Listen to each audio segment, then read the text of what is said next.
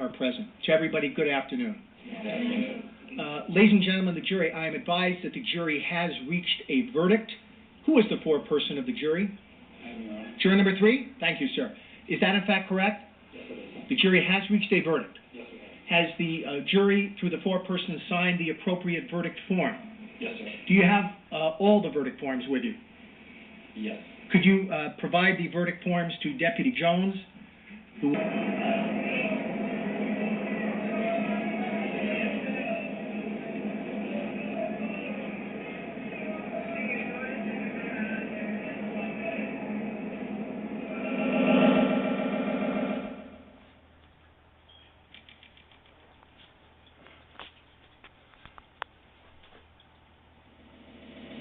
There was a typo in terms of the date of the alleged incident. It was written June 9th, 2009, and juror number 3, you've corrected that to June 25th. You put a 2-5 and you put some squigglies after that? Yes, sir. All right, thank you. I've reviewed the verdict form, which now I will pass to Mrs. Benson, the court clerk. Mrs. Benson will publish the verdict.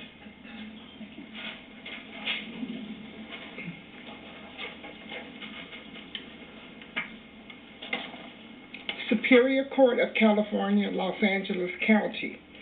The people of the state of California plaintiff versus Conrad Robert Murray, defendant.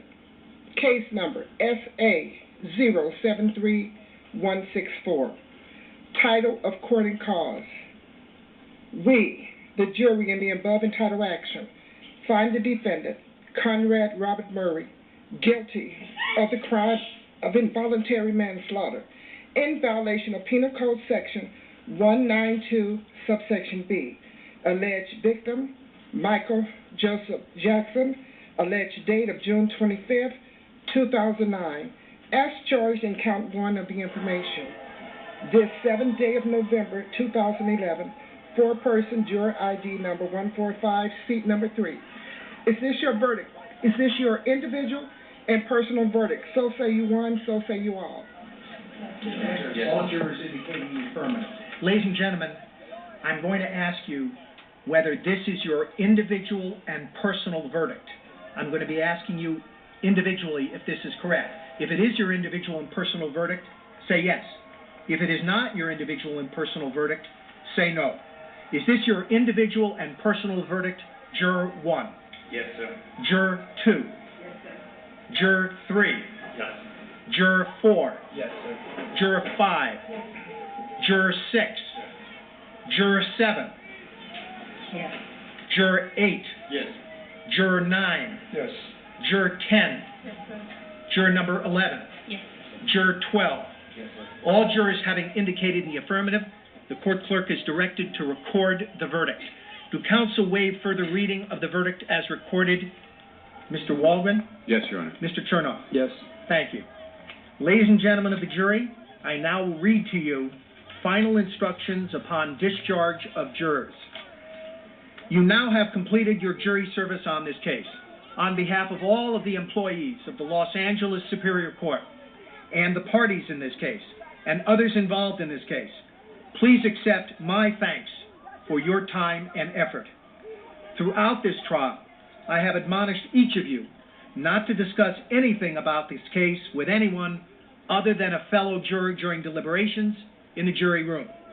That order is lifted and vacated, which means that from now on, you have the absolute right either to discuss or not to discuss anything about this case with anyone else. If you want to talk about the case, that decision is appropriate. If you do not want to talk about this case, the decision is appropriate. The decision is yours and yours alone. I repeat, the decision is yours and yours alone. I remind you that under California law, you must wait at least 90 days before negotiating or agreeing to accept any payment or benefit in exchange for providing any information about the case. Let me advise you of some rules the law puts in place for your convenience and protection. The lawyers in this case, the defendant or their representatives, now may talk to you about the case including your deliberations or verdict. Those discussions must occur at a reasonable time and place, and only with your consent. Please immediately